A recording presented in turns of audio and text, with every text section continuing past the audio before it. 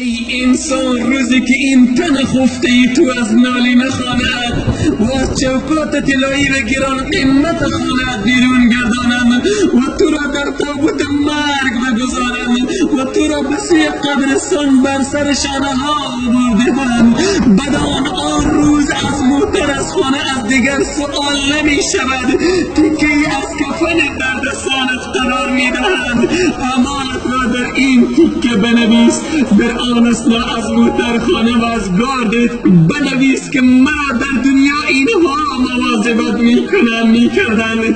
جوانان تاجیکستان، ای جوانان تاجیکستان، ای جوانان تاجیکستان، ای جوانان افغان، جوانان مسلمان، برادران من، قرآنی بر شما میگویم این هواهای نفسانی، این موسیقی و این علائم نفسانی که بر محور اذهانتان پیچیده، که فریب مردان و زنان پلید کفار را خوردید، قدومتان را عقب بگذارید، قدومتان را عقب بگذارید که مبادا الله تعالی شما را در روز رستاخیز با جمع همین کفار حشر بگرداند.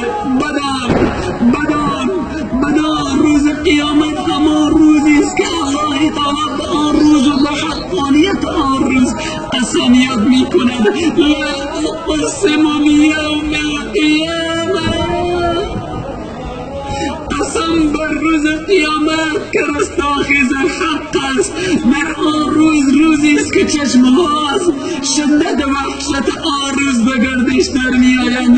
در آن روز روزی است که چشمها بر محور می نگرند که راه فرار را برگزینند که از سخت لجام‌های آتشین جهنم بر دهان افراد پلید انداخته می شود و کشان بر سوی جهنم روان می کنند. بدان روز قیامت روزی است که دستان آلچک زده می شود و پایهای انسان در اعمال دستان انسان گواه می دهند.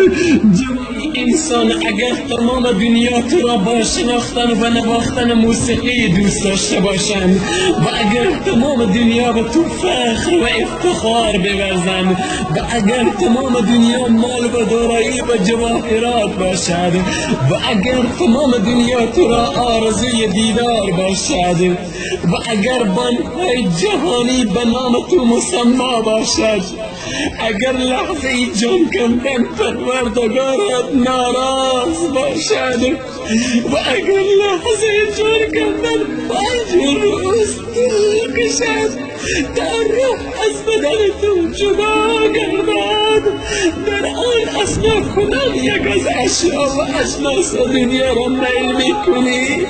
این قبال را همه در پیش دارم. پروردگارا گناهان 10 سال 20 سال بعد سال خود به سوی تو بلند بودیم.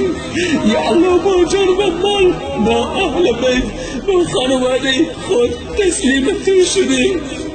یا الله مرگ را در زندگانی ما بر ما بیگانه نگردان. یا الله تو بنای ذکر بر زبان ما آر. یا الله آیا از ما قهری پروردگارا، از ما قهر نباش. اگر قهرت ما را فرا گیرد یا الله این زندگانی دنیا ما را کار نیست، پس همین بس است که رضایت تو ما را